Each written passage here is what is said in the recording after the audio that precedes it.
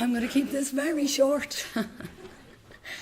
This is as a result of, this is the visual or the outward portrayal of all the work that has gone into the conference. So I'll be trying not to speak.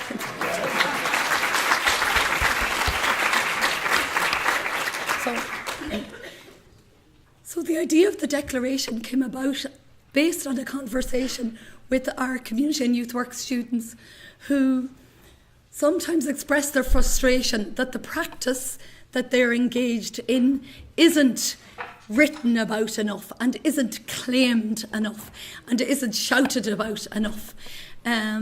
So in working with that group of students, we drafted some ideas that might come from this conference and might come from the content and the based on the programme itself, based on the abstracts that were submitted. So worked with the group to produce a draft. The draft was sent to the International Advisory Group for the conference for their comments and suggestions.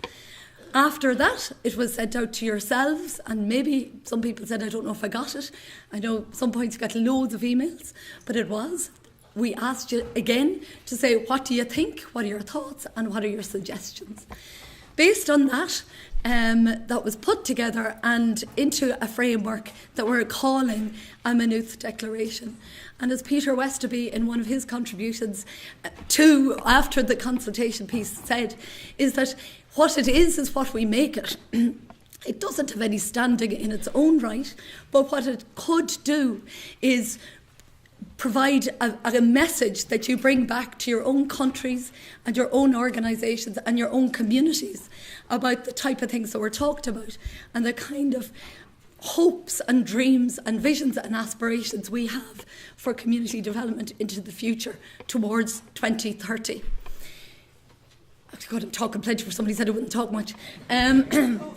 So I said it at the beginning, I am so proud to be, and I knew I'd cry if I say proud, so I'll try now.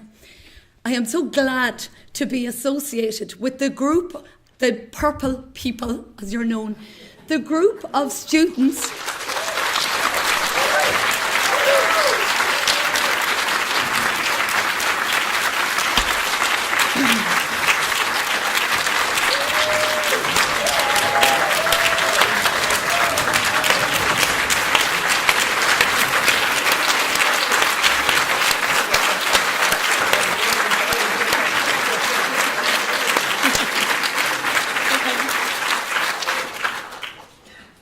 they're going to kill me for that. I'm so proud to be associated with them because, as Kay said yesterday, they are the community work leaders into the future. And there's been a lot of older people on the stage over the last few days.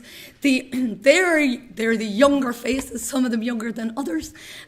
We believe Chloe is our youngest participant. Sorry to the woman who thought she was 19.